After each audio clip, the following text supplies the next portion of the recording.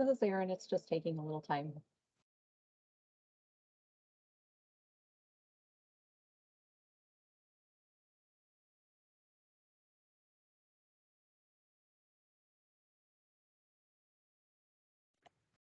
Would you like me to start the screen share now then? All right, recording has begun. So thank you very much. Hang on a second. So before we get started with sharing the screen, okay, hang on, John. Can we get that share my screen again in just 1 minute, okay? What we'd like you to do after you're listening to this event and when watching the event, we want you to think about a couple of things. We want you to first think about how will the new 2.1 criteria impact our end user. We want you to think about how will it impact what you do. And then we want you to think about what you need in order to be ready should we add 2.1 criteria to the data accessibility standard. After this event, you're going to get an email with a link to a quick questionnaire to answer those questions for us so we can get your feedback on those questions, okay? So please be thinking about those things and how will you answer these kind of questions. Now, today's speakers are Jerry Smith and Jonathan Whiting. Jerry Smith is the Associate Director of WebAIM. He is a highly demanded presenter and trainer and has provided web accessibility training to tens of thousands of web professionals throughout the world. With over 20 years of experience working in the web design, development, and accessibility field, he brings a wealth of knowledge and experience that is used to help others create and maintain highly accessible web content. Much of his written work, including a broad range of tutorials, articles, and other materials, is featured on the WebAIM site. Jared is active on Twitter at Jared_W_Smith. Jonathan Whiting, the Director of Training. Jonathan's main passion is helping others learn to make the web more accessible to people with disabilities. With a master's degree in instructional technology and over 20 years of experience in the field of web accessibility, Jonathan has published dozens of articles, tutorials, and other instructional resources. He has traveled extensively to train thousands of web developers and other professionals who develop or maintain web content. So with that, I'm going to hand it off to both Jonathan and Jared. Thank you.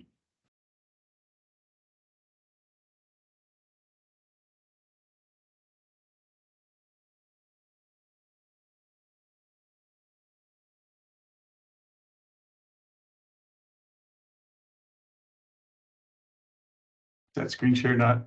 There we go. I think we should be good with the screen share now. All right, thank you, Jay, for that overview and for that introduction. Just a quick intro to a little bit about WebAIM. As Jay mentioned, my name is John Whiting, and Jared Smith and I are going to talk a little bit today about what's new in WCAG 2.1. We both work with WebAIM. WebAIM is a nonprofit web accessibility training and consulting group. We're located at Utah State University. I did just put a link into chat for a page where some resources are available. That at the top, first link is going to be for the presentation slides. So there's a PDF of those slides is available. And then some resources, some of which we'll talk about today, some of which might just be of interest, just related to some of the topics that we're going to talk about. So there's some evaluation tools, some resources from WebAIM and others that just there for your reference and for your benefit. So with that, I think maybe just a little bit of an overview in terms of what we are here to talk about. And Jay did mention this, but this is really kind of a unique type of a presentation. Jared and I have presented together for, I don't know, well over a decade. I'm not sure we've done one quite like this with Jared before, but this is really going to be what is different or new. And I use new kind of with air quotes because it's not a super new standard, but what's new in WCAG 2.1. So that is going to be the limit of our scope, at least as we start. We're going to present, we plan to leave quite a bit of time for questions at the end. But in terms of what we're going to talk about, we really are going to really focus in on just what is added with WCAG 2.1. We will start with just a brief overview of 2.0 and 2.1 and the Web Content Accessibility Guidelines, and just very briefly a little bit about law related to that. Then we will really jump into some of the things that are most relevant in version 2.1 of these guidelines. Now, this is one of two sessions or trainings or events.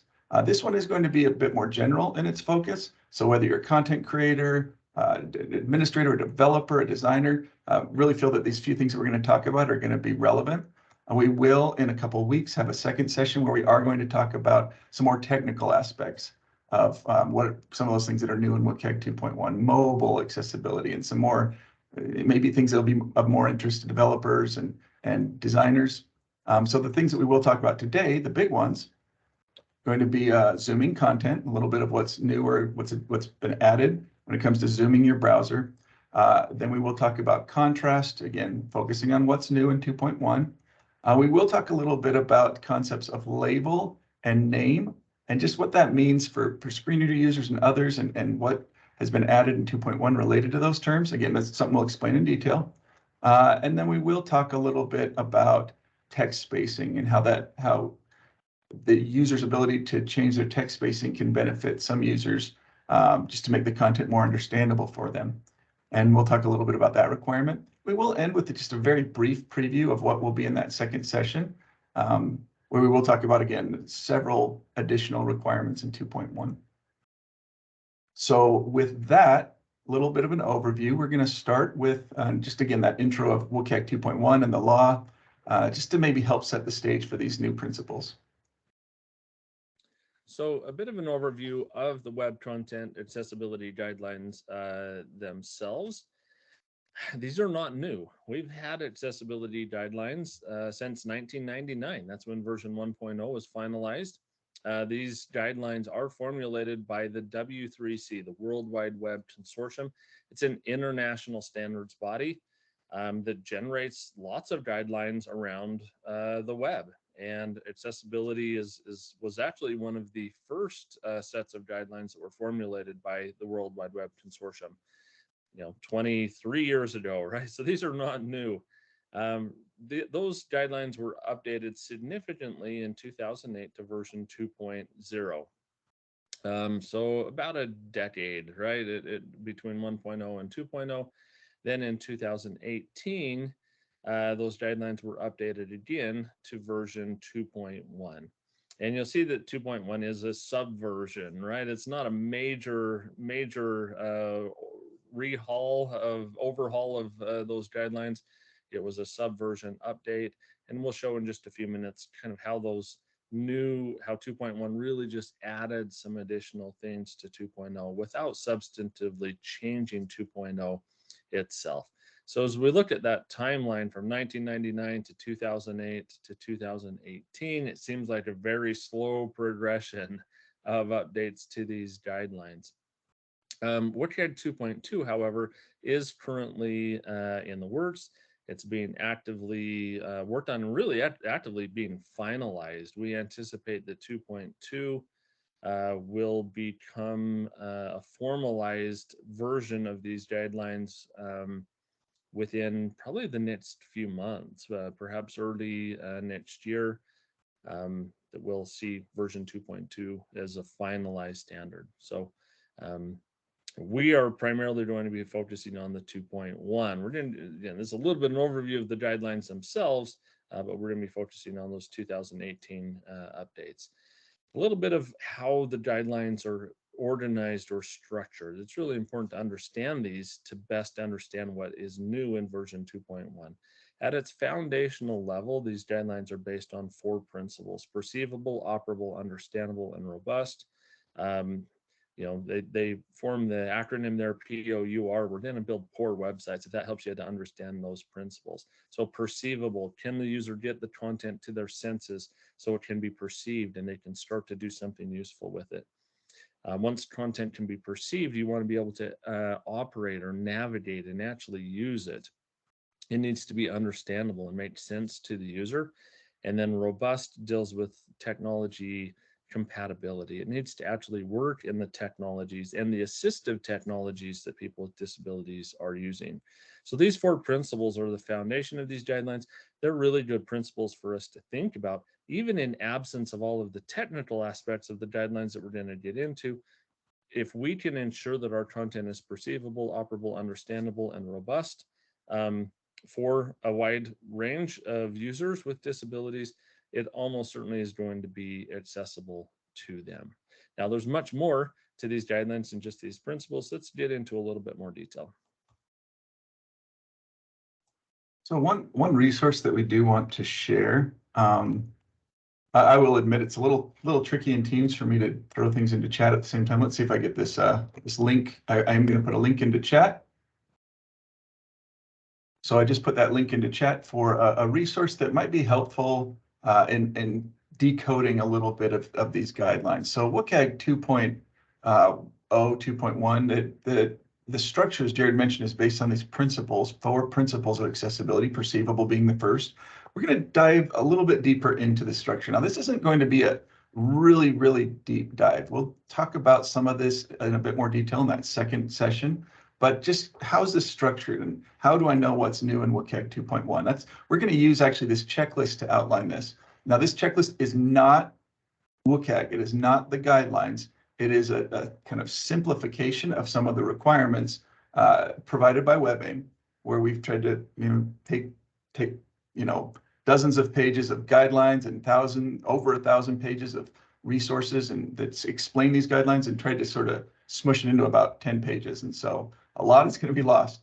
If you do want to reference WCAG, and we recommend that, if you have questions in this checklist, we do have links back to the guideline themselves, right, to the source. And that's the first column of each of these tables is going to be a link back to WCAG.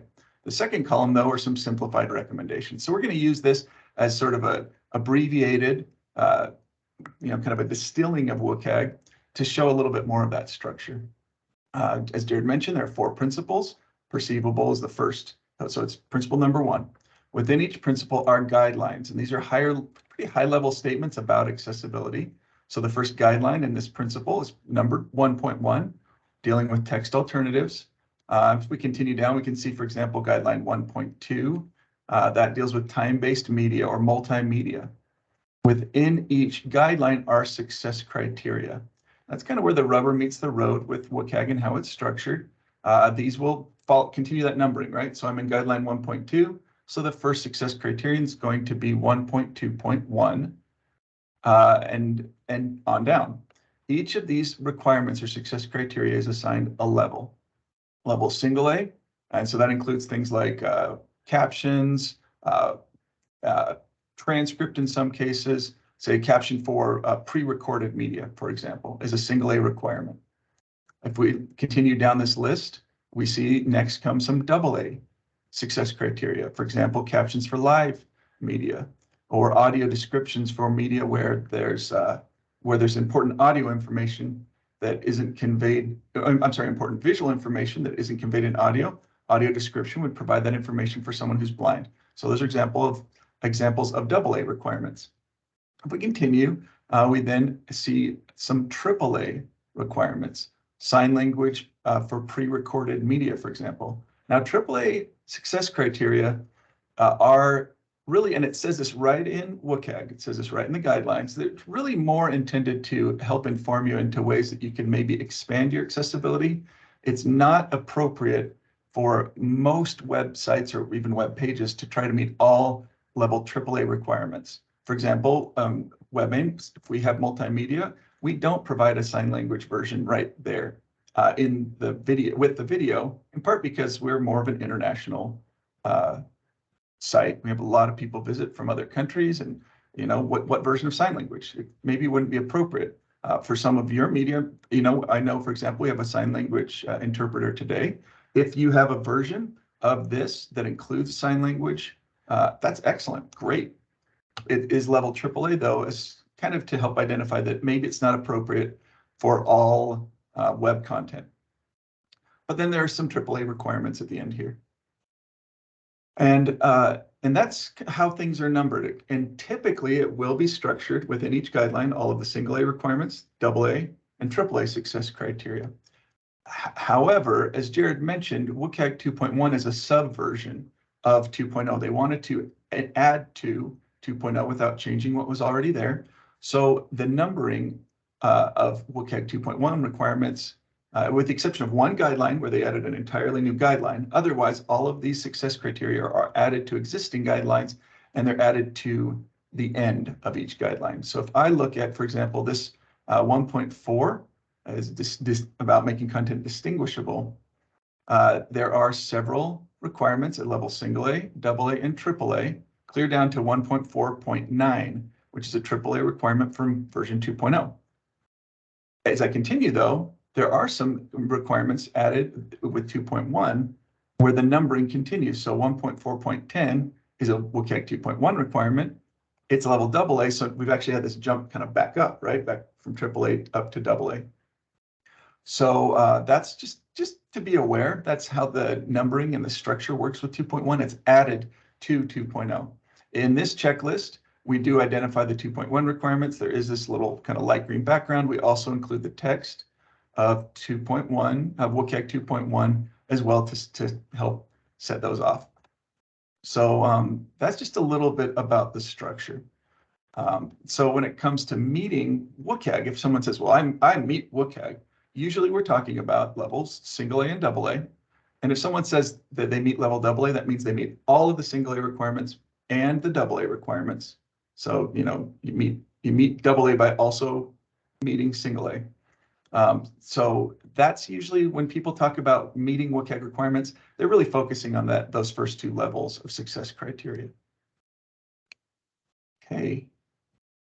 Jared, anything you think's useful, and any other relevant stuff on WCAG structure that maybe I should cover here? Any thoughts?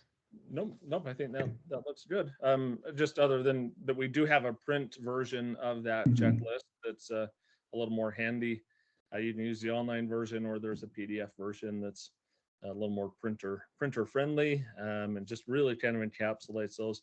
This is really handy for both implementation of these guidelines and evaluation of these guidelines. So if you're building things or if you're testing things, this checklist can be really handy. And there's always that link out to the actual guidelines themselves, so you can get that whole wealth of documentation that is available from the W3C itself.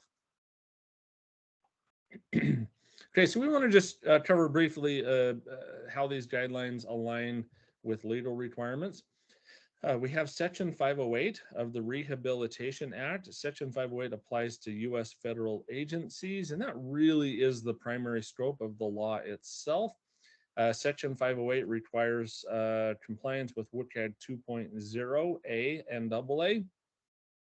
Because the federal government is very large, has a lot of scope, and because very often the federal government will require conformance with Section 508 when you receive federal funding, and because many states have adopted the Section 508 federal requirements as state law, Section 508 does have a bit of applicability. Or maybe put another way, WCAG 2.0 has a lot of applicability because of Section 508 and how it applies to the federal government. For Minnesota, it is one of those states that has essentially adopted WCAG 2.0 as WCAG 2.0 A and AA as state law. Now, remember, WCAG 2.0 is 13 years old. Think of the web 13 years ago, right? And what has changed. And that's why, I understand the intent of this is to ensure that you're considering WCAG 2.1 to provide a better accessible experience for your users, and in potential consideration that state law may adopt WCAG 2.1 as its standard in the future. We also have the Americans with Disabilities Act. The ADA is civil rights law. It predates the web. It does not contain the word web or internet anywhere within it. However, it has generally been accepted that an inaccessible website can be considered discriminatory under the ADA. There are 3 titles or sections within the ADA that are relevant. One is employment. That's an area that's often overlooked.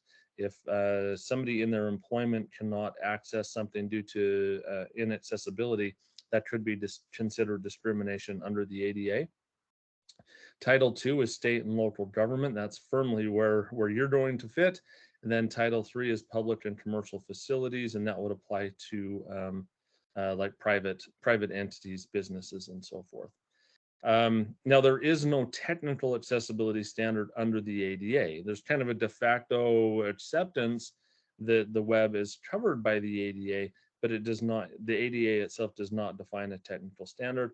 With that said, all of the lawsuits that we're seeing, complaints, clarification from the Department of Justice, they all tend to reference WCAG 2.0 and more recently 2.1 as a good measure of that discrimination. This is a strong motivator for you to be considering WCAG 2.1 because the ADA clearly applies to the things that you do. And in absence of a defined technical standard, WCAG 2.1, it has kind of become the de facto standard for the ADA.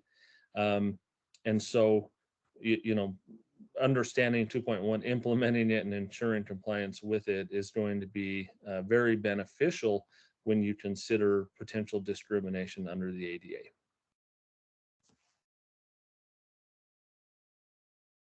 Okay, so with that kind of explanation as to, you know, why 2.1, we're now going to talk about some of the things, additional requirements with 2.1. We're going to start with maybe some considerations for those with visual disabilities, focusing first maybe on those with low vision. Now, there are many different types of people with low vision with different needs and different disabilities, and we're kind of grouping a lot of people together.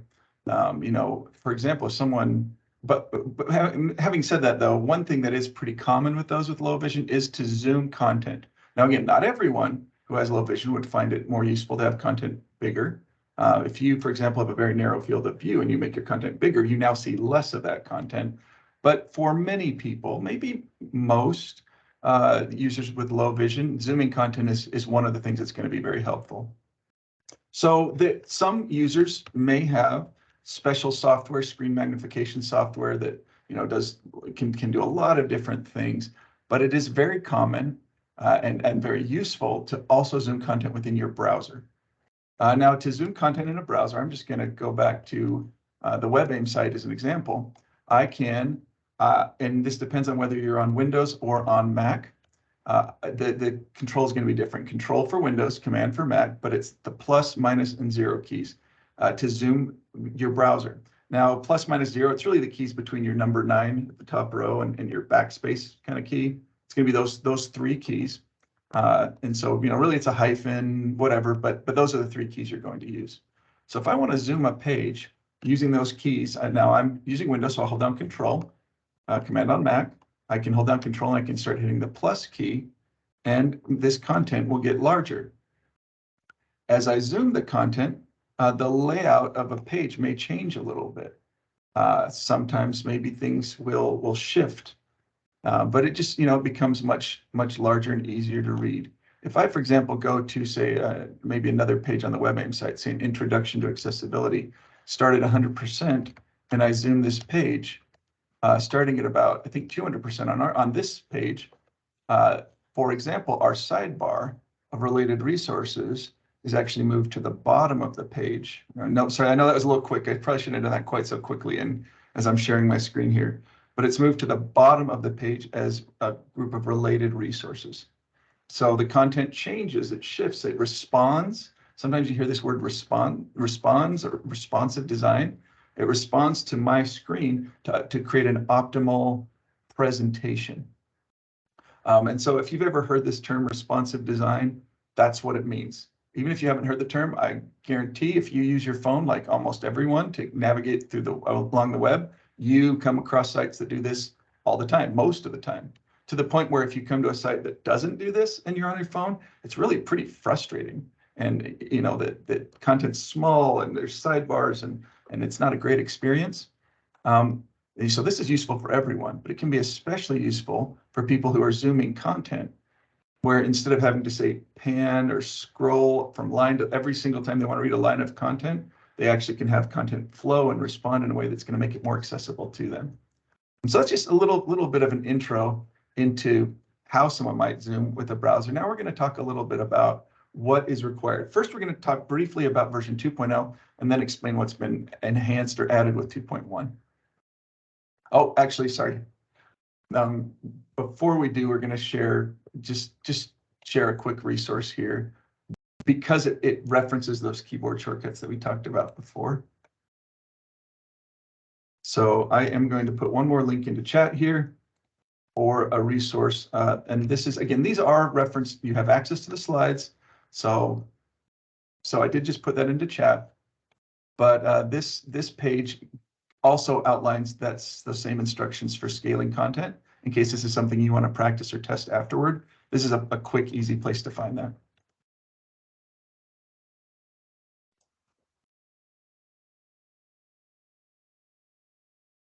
Sorry, I've only used these slides 100 times. I kind of forgot that sample slide was here, but let's do a little demo of what this might look like.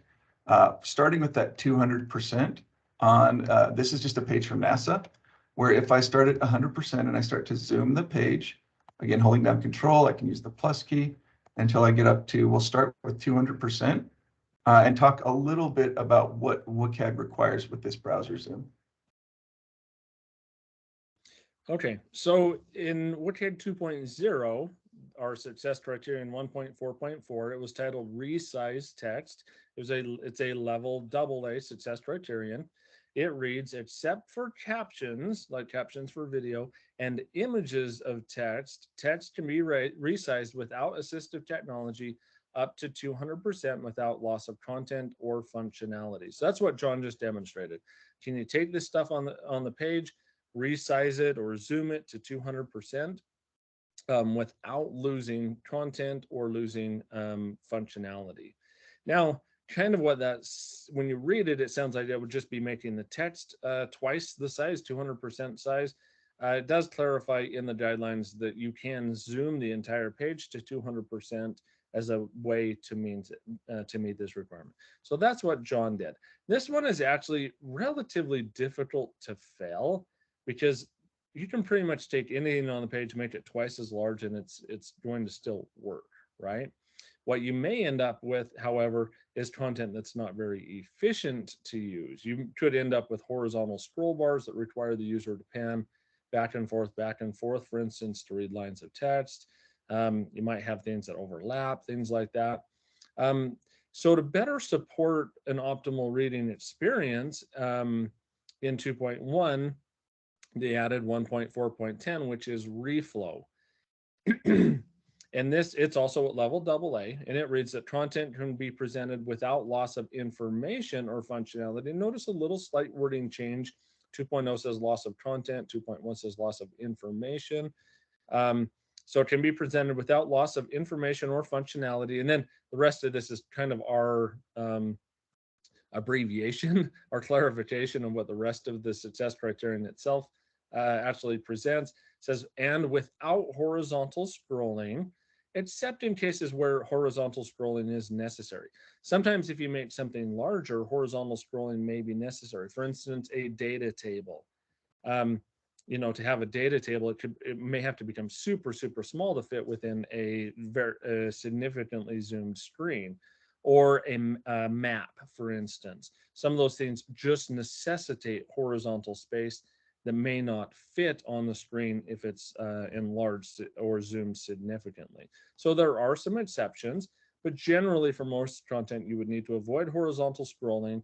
And the success criterion defines a bit of a baseline, right? Of how that zoom is going to be implemented.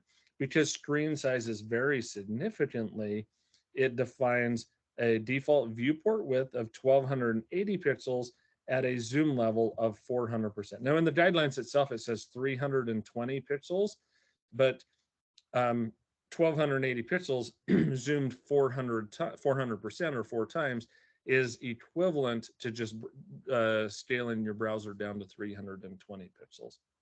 So this is the best way to test it, is that, and we want to look for loss of information or functionality, and we want to avoid scroll bars except for cases where it's going to be necessary. So John will demonstrate how to do this now. Okay, so if I come back to this same page, in order to set this browser width to 1280 pixels, I'm actually going to open a browser inspector. I'm in Chrome. This is called Developer Tools or Dev Tools. Don't worry about anything in this sidebar that I just opened. The sidebar itself does not matter. And I'm going to do that again. I just wanted to kind of make sure I had that where I needed it. I'm going to right click anywhere in my window and select inspect. That's one of about 20 ways you can open this inspector. But that right click inspect is one way to open this. And then what I want to do is I want to actually size the width of my screen until this reads 1280 pixels in the upper right corner of the main window, just to the left of this bar. It's showing me my browser width. Now, if this is something that is overwhelming, you still can learn a lot doing this test without opening these developer tools. But this is the kind of the correct requirement, is get it to that 1280 pixel width. And then I want to zoom this page to 400%. So as I do, oops, not my window here. I want to zoom the page. I'm going to hold down Control, start hitting the plus key. I'm up to 200%. I'm going to continue now. I'm going to just kind of get all the way up to 400% and then look at this page. Now, is there content? Actually, this is a little different than before. This arrow is a little tricky to see, but the content changes significantly. There used to be, if I zoom back out, there used to be, I think it was 4 across these cards or these links. As I zoom up to 400%, instead of 4 across, I see 1. So there's a significant change in how this is presented, but the content is here. Now, so that's the kind of test that I want to do. Now, to evaluate this in more detail, I'm going to actually very quickly show a press release from another NASA page, just to show, well, okay, how could this maybe go wrong? So I'm going to take this page back to 100%. This is a press release with a sidebar. There's the different menu on this page. And as I zoom this page up to 400%, so if I'm going to just go all the way clear up to 400, normally I'd want to maybe check some steps in between. But as I do this, this page gives me an example of that unnecessary horizontal scrolling, right? If I wanted to read every line of this, I would actually have to pan my screen every line as I'm reading. There's also this tab that covers a lot of content. The menu, the mobile menu is also broken. You can see if I scroll with this page right now, after having opened this mobile menu, content can't be, like the page is scrolling, but the menu itself is not scrolling. You can maybe see that on the side there. So these would be examples of things that fail this requirement. So just again, to recap those requirements, you would, using controller command, you could zoom to 200%, that's that 2.0 requirement, but to test 2.1, you'd use the developer tools, resize that browser to 1280 pixels wide, and zoom it up to 400%, look for horizontal scrolling and other things that break. Also, as part of that, probably test any mobile changes. You'll usually get like a mobile menu. Those are the kinds of things that can be a problem if this isn't considered up to that width. Okay. And this is also referenced in that same quick reference that does talk a little bit about some of these other Zoom requirements as well. One consideration with that is when images are enlarged, they can become a little bit fuzzy or pixelated. There is a separate thing in WCAG 2.0 that basically says, use real text instead of text in images when you can get the same presentation. You would want to consider that just to ensure that your images are clear and legible as they're enlarged, especially if those images present text. The text in the images are allowed, right? If it's necessary to be a graphical text, like a logo or something like that. A state SIL for Minnesota is going to have text in it. That's fine, but you just want to consider that as it is enlarged. Okay, another consideration for those with low vision is sufficient contrast. This is a big topic. We could spend actually several hours just talking about contrast alone. We do have an article on the WebAIM site that goes into a lot of detail about contrast and how contrast is defined and measured and implemented with the Web Content Accessibility Guidelines. If you want to get some more details, we're going to give you just a little bit of a highlight or overview of what that is right now. So first, we're going to spend just a tiny bit of time talking about version 2.0 and what's required there, just because that's where this formula, this ratio that is created, is introduced. So we have on this slide the WCAG contrast formula. We don't expect anyone to make sense of this. It's just to show there's math involved, right? There's a formula that is used within WCAG to determine a specific type of contrast, and that's luminance or brightness contrast or difference. The term used in the guidelines is actually relative luminance. So if you look at the colors of red, green, and blue, and that's kind of what this formula does, kind of tries to weight the brightness of those different colors, and you take, you know, your foreground and background using this formula. What it does is it tries to provide a level of brightness between two colors using a ratio where 21:1 is the highest possible value. So that's going to be black and white. Those are the only two colors, right? Because they're on clear opposite ends of the brightness spectrum. That will be a 21:1 contrast difference. Now, we're not saying that you should always strive for really high contrast, you know, 21:1, super high black and white contrast in all parts of websites or content you're creating. It can sometimes be a little overwhelming, especially in things like if these PowerPoint slides were all white backgrounds, stark black text, that can be pretty fatiguing. Even clear 100% black and white can be pretty hard on your eyes after a while. We use, for example, kind of a dark gray in our slides because that black and white is a little too much. So it doesn't say you must always have the maximum. And as long as I'm talking about this ratio, 1:1 would be no perceived brightness difference or luminance difference according to this formula. That doesn't mean they're the same colors necessarily.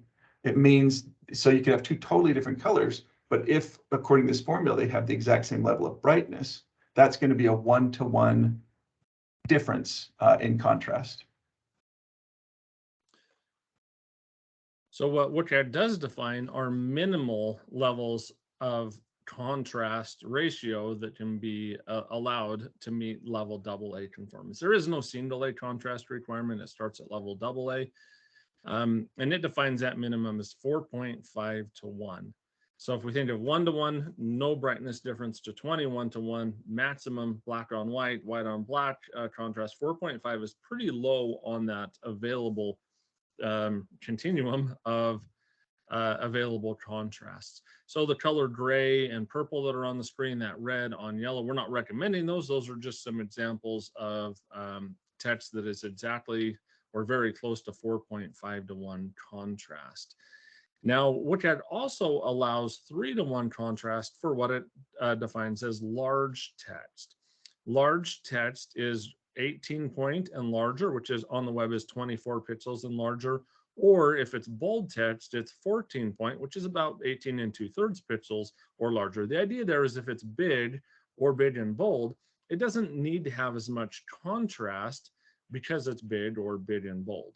So if it's large text, it has this lower threshold of 3:1 according to that math formula. So the examples there, the big gray text, the kind of purplish, pinkish text there that's bold, those are both examples of text that are at or very near the 3:1 contrast ratio.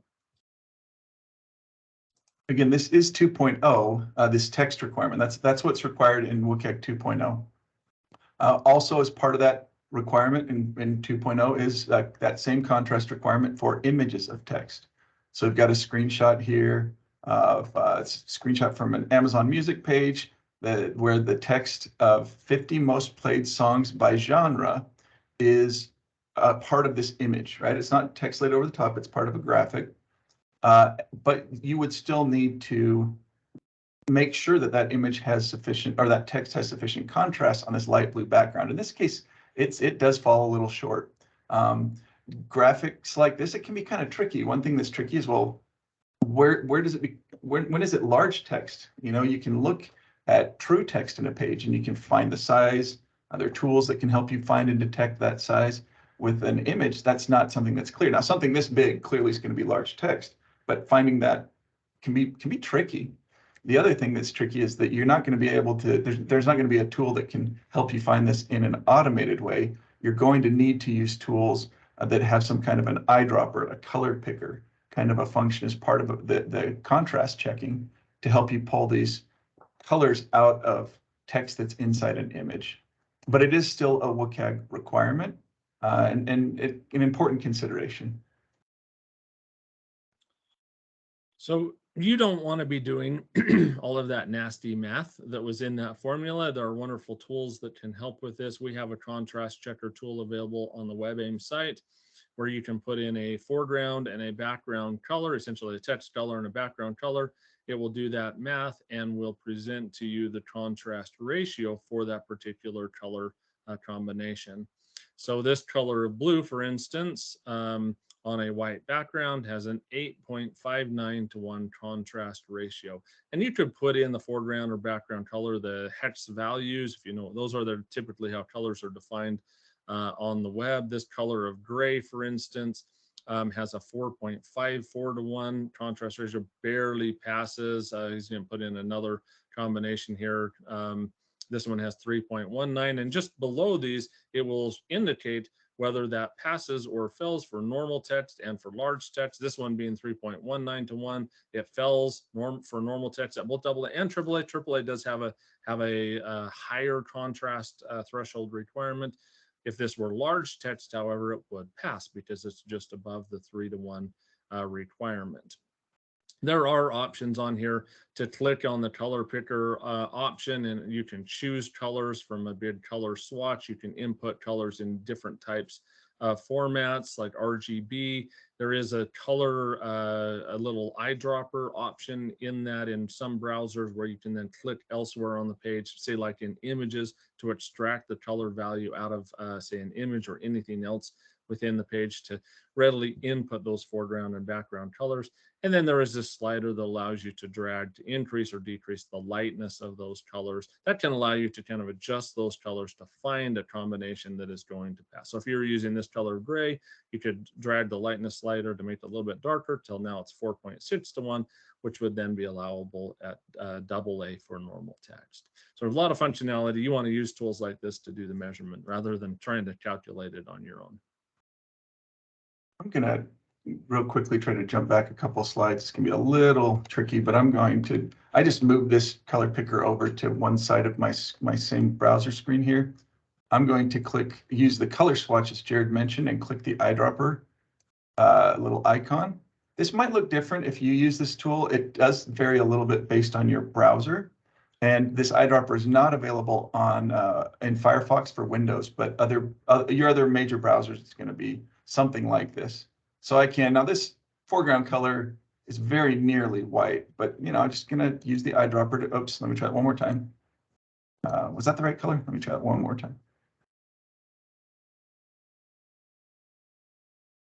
No, that wasn't a good sample. See, sometimes that's where this images of text can get kind of tricky. Sometimes it's really hard to find the right color here. So I've got something very close to white, essentially white. I'm going to use the color block for the background color to choose a blue that comes close to this white. Enter. And so I see that the contrast ratio for this text is 2.4 to 1, which is going to fail even for large text where that 3 to 1 minimum is. It's even going to fail that larger text. Now, this being an image, I can find the color that would meet this requirement, but it's going to be a lot harder to fix, right? Because this is text in an image. But that's how you could maybe use those eyedropper tools to test text in images, and also to test contrast in other places like contrast of images, which is the 2.1 requirement that we're going to talk about now. And there is an option John, if you go back to that, you scroll down just a little bit, there is a display. So it talks about normal text, large text, and then there's a section for graphical objects and user interface components. And you can, it'll indicate whether it passes or fails, plus a little preview of a checkbox for graphical object and a text input for a user interface component. So yeah, let's get into that a little bit more. This is something that was added in 2.1. is a 3 to 1 contrast requirement for graphical objects and user interface components. We're going to focus on the graphical objects part of this today. In our next session, we'll talk about the user interface components aspect of this, because it's a little bit different and a little more complex. So if we think about since 2008, how much much more prolific graphics are on the web, especially icons, charts, things like that. WCAG 2.1 addresses that gap in 2.0 that did not have any contrast requirements for anything other than text. So we now have this 3:1 contrast requirement. If we consider, say, a pie chart here, uses color to indicate the sections of the individual pie slices here and their values. These are graphical objects. In order to tell what the actual values are here, you would need to differentiate the various colors. And if you can't fully perceive color or don't have sufficient contrast acuity, it may be difficult to differentiate these individual slices unless they have at least that 3:1 contrast difference between them, because these are graphical objects. So there are, oh, sorry, go. You could, Jared. Yep. Okay. So, you know, it does indicate that the contrast is relevant against adjacent colors, right? That's really where contrast becomes important, is two colors next to each other, or, you know, say something to its background. So if we took those pie slices and, say, separated them, so now we have a border or space between them, now the adjacent color for all of these is now white. So instead of having to have at least 3:1 contrast between every pie slice and its two adjacent slices, now we only need to have 3:1 contrast between each slice and the white background, because white is now the adjacent color. So that's one way to address this with, say, a pie chart, is to just add borders or spaces between those slices. And then inherently, every slice is going to have increased contrast to its adjacent colors. The other thing that it talks about is this is relevant to the things that are required to understand the content. In other words, if color or contrast is being used to convey information, what do we need in order to understand that information? That's where contrast becomes relevant. If for the same pie chart we were to add values for each of these slices in text, now we're no longer reliant on the colors of the pie slices to determine the percentage values. They're in text. And so in this case, the contrast requirement would not actually apply to the pie chart itself, because we have another mechanism to get that information, the text. Now, because the text is conveying content, it would need to have at least 4.5:1 contrast, right? The dark gray or black text of Chrome 47% needs to have at least 4.5:1 to the background. But if we couldn't perceive the pie chart at all, we can still get the content information. So that 2.1 requirement is not relevant in this to the pie chart itself in this case. With that said, make sure your graphical content has sufficient contrast. Regardless of what WCAG is going to require in this case, it's going to be more usable, more perceivable for everyone to ensure that those pie slices have sufficient contrast to their adjacent slices and or to the background, regardless of the applicability of WCAG 2.1 to them in this case. In terms of WCAG 2.1 requirements for, you know, people, for just about anyone creating content, adding images, I think this is probably one of the most significant and I think welcome additions to 2.1. And part of that is, as Jared said, think about how graphically heavy so many things, you know, we interact with every day, so many images. And if those icons are inaccessible to us or very difficult to perceive, I mean, that really is something that can have a pretty significant impact. So again, we're going to talk about a couple others, but I think this is maybe one, probably the principle or the success criterion that has the most, maybe the most impact in some of the things that some of you are possibly creating. And probably broadly some of the greatest impact for so many users. Okay. We are going to continue though and talk about another requirement in WCAG. This one we do have to build up to a little bit. I kind of alluded to this at the beginning, but there is a WCAG 2.1 requirement that uses two important terms, but we need to define these terms as they're used in the guidelines, also as they're used in HTML as a specification, but not the way they're often used by just day-to-day conversation. These do kind of have special meanings when you talk about them in accessibility. And those terms are label and name. So there are already requirements in WCAG 2.0 for both of these. So a label is what is visually presented. If you have, say, a field, a search field, and if we look at the WebAIM site, and I go, I'm just going to make this full screen again, this browser window here. That one more time. If I go to the very top of this page, there's a search field, right? This visible text here, search, is a label that's visually presented. A name is, as used in WCAG, is what's presented to assistive technology. So if I'm using a screen reader and I navigate into that search field, what's read to me? That's the name. That's also called often an accessible name. Now, often this is visible. Typically, I think most of the time that the name should be visible, but not always. There may be times where that name, what's presented to, especially to screen readers, might not be visible on the page. The label is always visible. That's what it is. It's what's presented visually. So a few principles regarding that accessible name, essentially what's going to be presented to or read by a screen reader. First, all interactive elements must have an accessible name. If you can interact with something, if it provides functionality, you have to know what that thing does, right? That it's the search text box, the submit search button, the register for our webinar link, right? Those are the accessible names that are read by a screen reader that tell you what something that has functionality is going to do. An element can really only have one accessible name. There are ways you can kind of put texts together to form that accessible name. It's really just one string of text that defines that accessible name for a screen reader. And really, to be sure of that accessible name, you really kind of have to test with a screen reader or really dig into your code or use like developer tools within browsers to determine what that accessible name is going to be. In other words, because accessible name is read by a screen reader, you can't always know what it is just by looking at the page.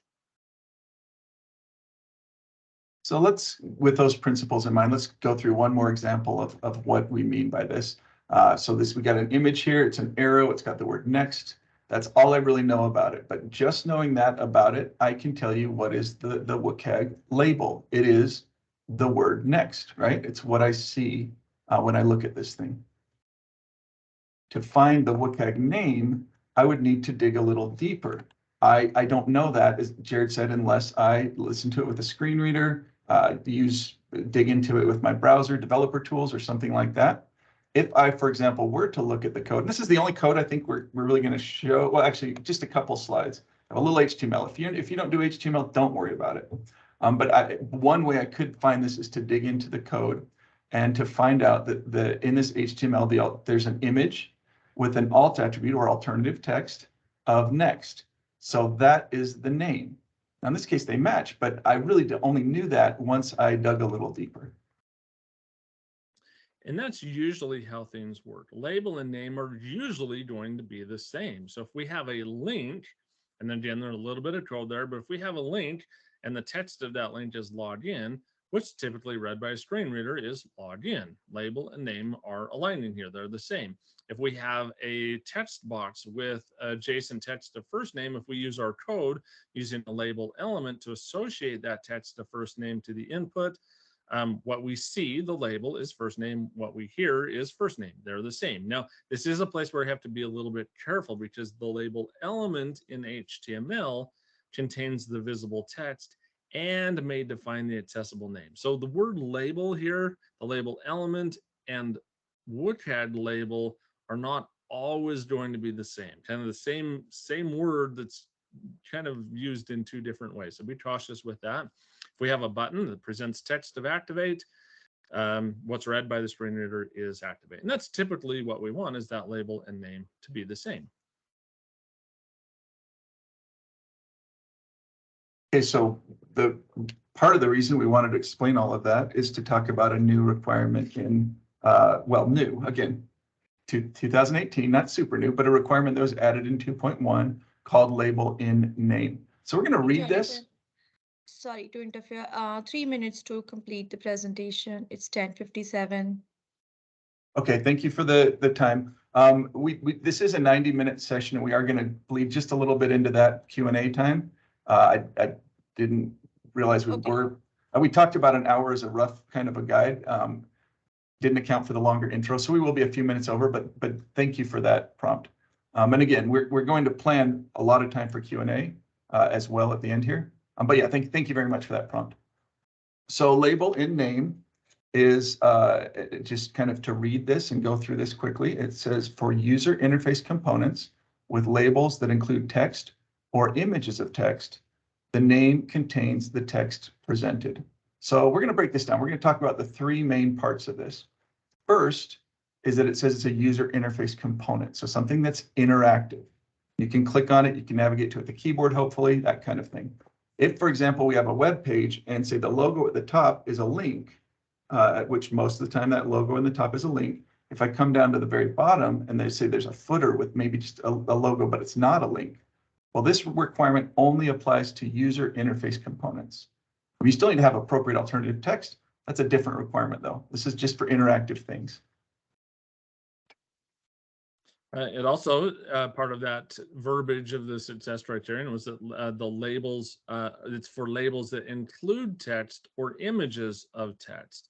So back to that text box example, if we have adjacent text of search, search is text, right? That's text that's part of that visible label. So that this requirement applies to this user interface component because it has this adjacent text label. If we have next to it this question or this magnifying glass icon or button, there is no text inside that button. It's just a graphical button. So this success criterion does not apply at all to things that are only graphical. They have to be user interface components that have labels that include text or images of text. Then the final part of that requirement is that the name contains the text presented.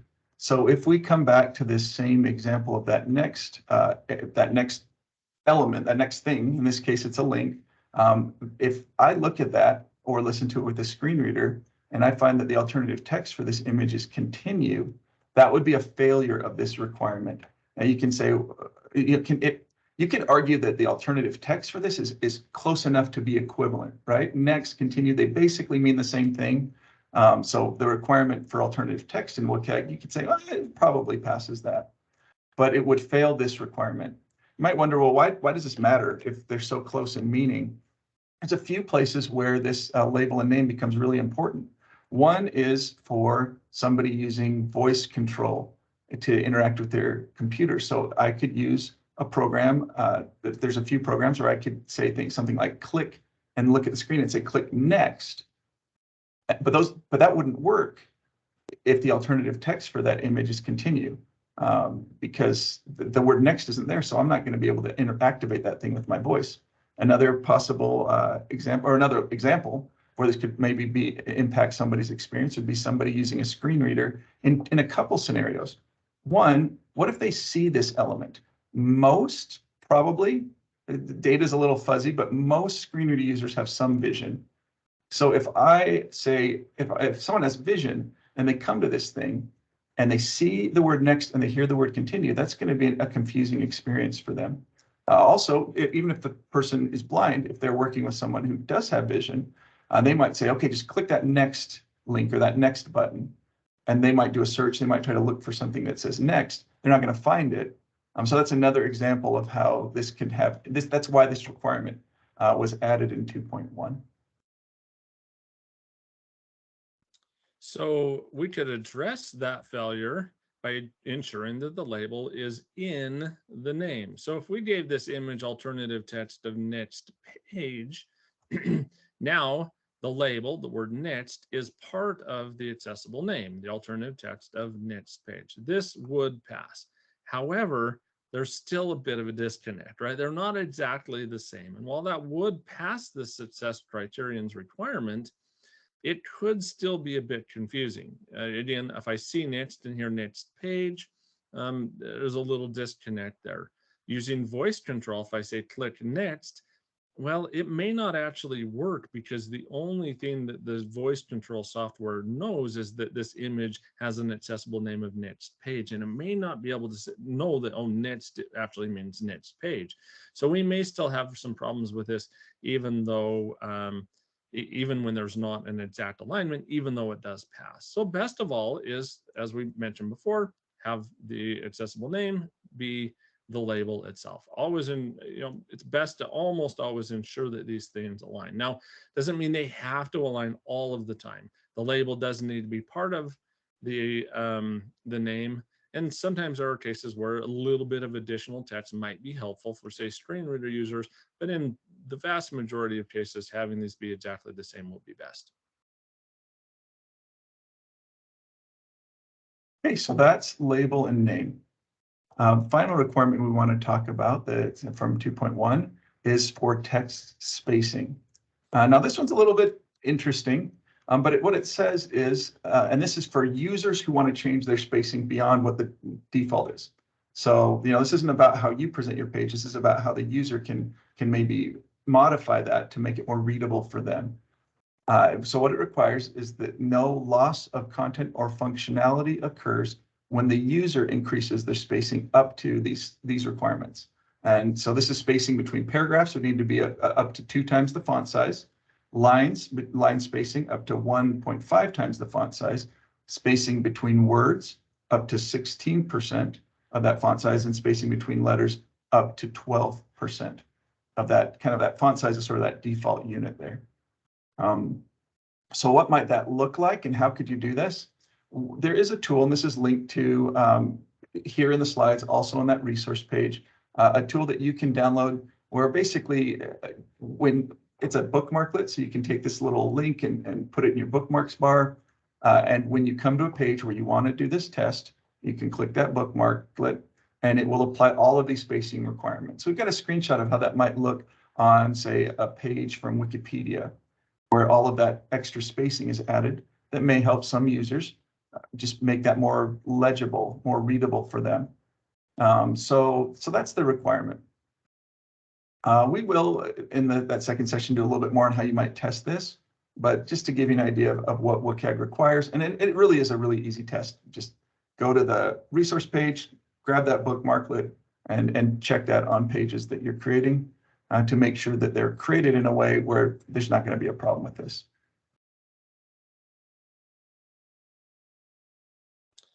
Okay, with that, we'll just give a quick hint as to what we're going to be covering in our follow-up session coming up later.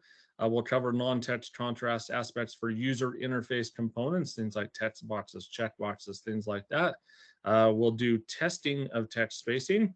So we'll get into that a little bit more. We'll talk about tooltips or things that occur with like mouse and hover interactions, as well as keyboard focus interactions that might trigger other content. We'll talk about the autocomplete attribute and how that can be relevant and helpful for form fields. We'll talk about single key shortcuts, so like web applications that allow shortcuts and how they might interfere with assistive technologies. We'll talk about like pop-up or toast messages, things that are status messages that inform users of information happening within a web page. And then we'll get into some more depth into mobile accessibility, screen orientation, using gestures like swiping, motion, target size like clickable or tappable targets within the page. So that's what we'll cover next time.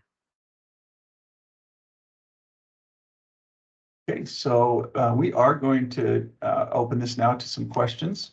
We do expect, you're welcome to ask questions about some of these things that we've covered. I did want to come back while people are considering maybe what they want to ask or type.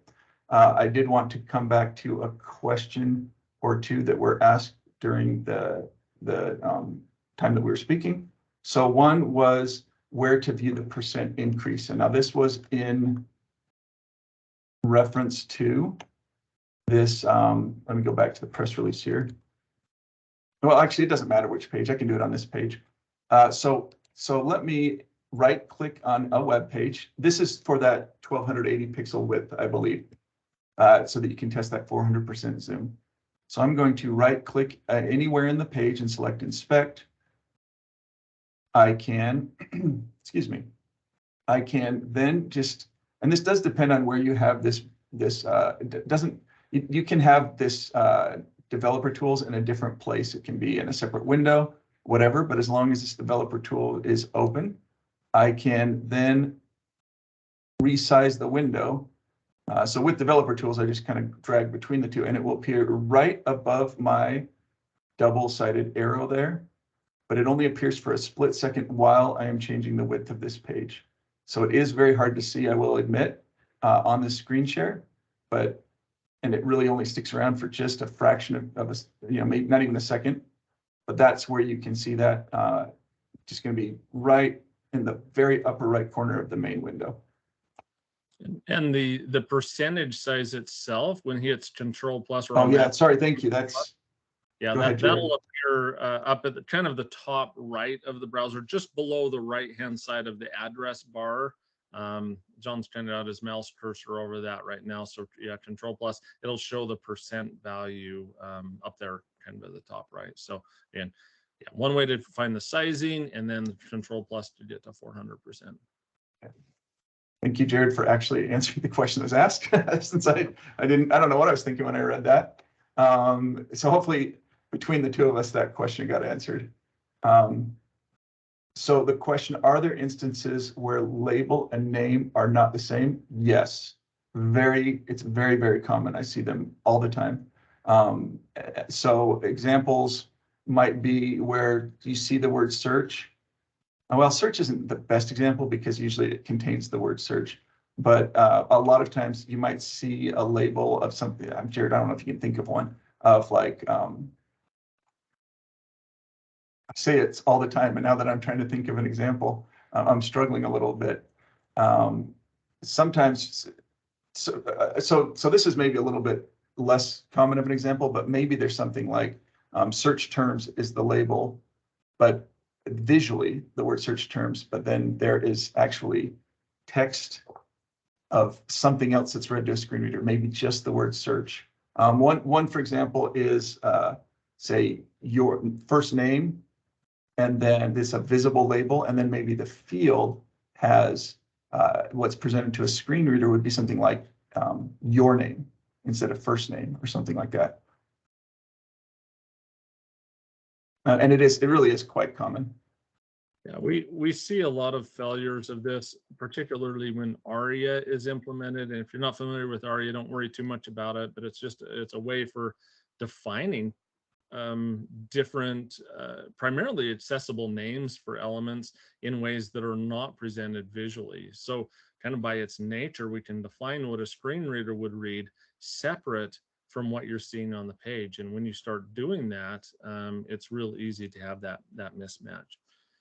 There was a question, where can we access the text spacing bookmarklet? I'm going to drop the link into chat. It is also available on that resources page, and there's a link to it right there. Okay, there's a question. So this might be out of scope, but just for my research, is your organization focusing on accessibility for Web3? That is, it is metaverse conscious and flexible enough to include emerging technologies. That's something we're trying to keep aware of. It is a little bit out of scope because it's then well beyond WCAG 2.1. They are in process with WCAG 3, and they're kind of trying to consider more of these different types of interfaces with WCAG 3. So yeah, we're trying to keep aware of it, things like that, but those types of interfaces are not, well, there are things definitely in WCAG 2.1 that are relevant, like alternative text, label, and name, keyboard accessibility, things like that. But it's a different type of interaction that, yeah, we need a lot more thought and research into how to make those things accessible in the future. I considered throwing the link to WCAG 3 into chat, but then I thought we're here focusing on 2.1. 2.2 is almost out the door. 3 is years off. I mean, I think it's great that there's work being done to consider these emerging technologies, but it is not even close to being finalized. This is Jay. Thank you so much for talking about this and presenting all this information. There is one more question that was presented earlier by Charlie McGregor, who asked how does the pixelated image relate to this standard? If an image is pixelated at 400%, does that affect this functionality? Yeah, I covered that one really briefly, kind of. We can get into a little bit more detail. So say if you have an image, images in a web page and you zoom that page and the image becomes pixelated, how is that covered? There is a WCAG 2.0 requirement. Essentially, it says if you can get the same visual presentation by using real text as opposed to text within an image, then you must use real text. And you can kind of see on this, John's has this page here that he's enlarged. You can kind of tell the difference between the real text and the graphical elements in the page. Let's see if we can find maybe a better. Yeah, hopefully, there's a better example here. Oh, here we go. This is kind of a good example. So that deep space food challenge, that's text inside of an image. It has become enlarged, and it's just a little bit fuzzy, blurry, kind of pixelated around the edges. Now, would this be a failure? I would say no. Because this text is part of the image itself, we couldn't at least readily get the same visual presentation by using real text as opposed to text in the image. This would not be a failure. Now, is it a failure in WCAG 2.1 because it's fuzzy when it's enlarged? I would not call this a loss of information or functionality. It is still readable. It is still legible. Even though it is fuzzy, I would not call that a loss of information or functionality. Now, does this have some impact? Is it a little more difficult to read? Sure. Yeah. Could it maybe be improved by, maybe increasing the quality of that image? Yeah, that would probably be beneficial for everyone at the cost of some bandwidth. Another alternative approach to this is the use of SVG, or scalable vector graphics. Notice the NASA logo up there in the top left. It is nice and crisp and sharp, even though it's enlarged up to 400%. The reason for that is this image is not defined by pixel values, right? That kind of become fuzzy and blurry as they're enlarged. It's defined by lines or shapes, scalable vector, meaning kind of shapes. And SVG, as it is enlarged, it does not become pixelated. It maintains its clarity. And so many images, especially logos, icons, things like that, could utilize SVG, so they don't run into this issue. Is that a WCAG requirement? No, it's not. But I think for accessibility and usability, it's something to consider. Hopefully that. I'm gonna, because there was that question, I'm gonna just quickly show an example of what would be a failure. And that is, so this is a screenshot from actually this page, the same page, but a year or two ago, where you've got text that clearly Solve News and Twitter. It's kind of this list of different options. Clearly, those could be true text without changing their appearance. Standard font, standard presentation, that would be a failure. Now, next to the word Solve News is this green and white icon with the word news that's more of a stylized kind of graphical representation that next to all these other, or above or below these other graphics. That probably wouldn't be a failure, because you can argue, well, that word of news is styled in a certain way that it could be okay. But Solve News, Twitter, things like that would fail that. Now, again, that is a 2.0 requirement, but that's an example of what would fail. Jay, thank you for that clarification. And I want to add to the applause for our own blog posting. You talked about improving non-text color, especially such as in the pie chart, where you create a separation by pulling out each pie chart and adding white around it. We have a blog post on that, and I'm going to put that in the chat right now, because it talks about that topic as well, so that people can check it out. Yes. Are there any other questions? Anybody want to raise their hand and ask a question themselves, or ask anything else about that?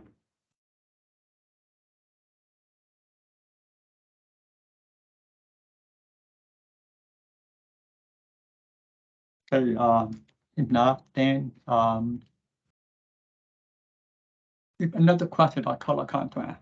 in the past with WCAG 2.0, we've talked about now WCAG 2.0 does not talk about adjacent color. It only talks about text and background. So what we were encouraging for people to make it more readable and more usable to use pattern for things like bar charts and graphs and things like that. Would pattern be another way to address the 2.1 criteria, or that not be a useful solution? No, I think the patterns could be helpful because if the patterns themselves had sufficient contrast, that's kind of an interesting question. And maybe this highlights some of the complexity of contrast and those definitions of adjacent colors, information required to understand the content. Yeah, I think patterns provides a way to differentiate those. By using the patterns themselves, colors, probably sufficient contrast within those patterns. So yeah, that works. Just one of the concerns with patterns is just the visual complexity that comes with those. Because the chart, like for a pie chart, to use like dashed lines or slashes or zebra stripes or things like that. Yeah, those just can really quickly become very visually busy, and that comes at a cost. Yeah, John's got a couple examples here. Yeah, that's providing some differentiation. Now, would this be necessary? In other words, could you do this in another way using just contrast and color? Yeah, probably so, especially because these pie charts look like at least most of these already have lines, spaces, borders between those pie slices. I don't think the patterns are necessary or critical. So this is maybe a little bit more of a usability question than an accessibility question. Just, I don't know, you can further differentiate those slices by adding a whole lot of visual complexity. And is that always better? I don't know. This is kind of an extreme example that I shared on screen, but it is from an article on accessibility of, and I would suggest that these textures make this pie chart less accessible to almost everybody viewing it, potentially including those with color blindness, if they had used better contrast with those colors and some other techniques, like just clear organization of the legend next to it. Text alternatives. I think there's several ways that this could have been made more accessible without using textures. And John, but again, go ahead. Sorry. Maybe you could show our survey results. Yeah, that's good. A little bit about how we do that. So we do a lot of research, and we have we show a lot of charts. So one thing that we do is, for instance, here is a pie chart showing respondent region. We do have the pie slices. Notice that we do add the little borders between those slices. So that allows us to have the contrast only to the white and not necessarily between every adjacent color. But in addition to this, we also below that chart have a data table that shows all of the data, plus actually some additional data that's available via the graphical chart. And that, I think this works really well. Now, arguably, you would not have to have the sufficient contrast, the 3.1 contrast at all on the pie chart, because you can get all of the content via the data table. We still try to provide good contrast. Is it all WCAG 2.1, 3:1? Probably not. But because we provide this alternative version, this really works well, I think, for most everybody. Some will get the graphical content and prefer it. Some will get the textual content via the data table. So, Jay, just a follow-up question. Oh, I think Debbie answered the question. That's a good question about if you don't have, and I think just to expand even a little bit on that question, if the visual is not accessible but includes the same information in text, are you in compliance? There would still be the question of some alternative text for the image itself. So, pie chart of respondent region, something like that. But what we're talking about, contrast, it does offset the contrast requirement. And while we didn't talk about it, it's a similar thing with color reliance, or relying on color alone to present information. Also, because of that text alternative, it would also address that additional 2.0 requirement for not relying on color. Again, still strive for good use of color, but it does address both. It does. If you do add an accessible text alternative, the contrast and color use requirements, those would no longer apply as WCAG requirements, just still additional considerations. Yeah, kind of the Yeah, follow-up question there of, yeah, so adding alt text would cover it. Well, it covers part of it. Good. Yeah, this is a place where there's alternative text, there's text contrast, there's non-text contrast, which is the graphic. There's label and name. There's a whole lot of things. There's color itself, right? The use of color alone. So there's like a whole bunch of different WCAG things that apply. But yeah, those combinations of good contrast, the spaces between the lines, alternative text for the image, and the alternative version in the data table, I think generally cover all of those requirements in WCAG. But it highlights some of the complexity with color and contrast, and how there can be a lot of things you need to consider with these to ensure conformance. For this example that's on screen, yes, adding equivalent alternative text would meet your WCAG requirements. I mean, again, Jared just talked about some really important additional considerations. So I guess it's kind of a yes, but type of an answer to that.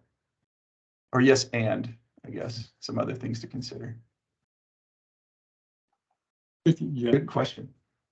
Yeah, very good question. And because I think what Debbie's question and your answer highlight is that there's not just one success criteria. It's a variety of success criteria, all of which have to be considered. You have to have the alternative test, you have to have the contrast between color, you have to have the contrast between text and background.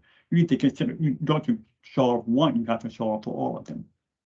And that's an interesting thing to think about, especially with graphics.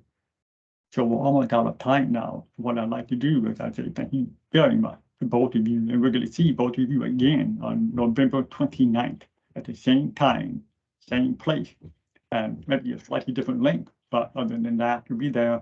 And what I'd like to do is share my screen very briefly. And to remind everybody that we are going to be sending a survey to all of you who attended. But those of you began in the beginning with us, you had some beginning questions you can think about how the 2.1 affect you, how the 2.1 affect any user. We're going to send you those questions. We want your feedback about it. And then please come to the next one. Then we also want to remind you, I posted a link to that blog post. Please subscribe to our newsletter. So all you have to do is text to send a text message to 66468 with the text MNIT811Y, or you can click on the link and I'll provide the link in the future. The follow up to this in the email. And I would again thank all of you for this. We really appreciate it. We'll be recording this session. Please tell your colleagues about this, encourage them to watch for the recording and to attend the recording themselves. So again, thank you all and have a fantastic day today.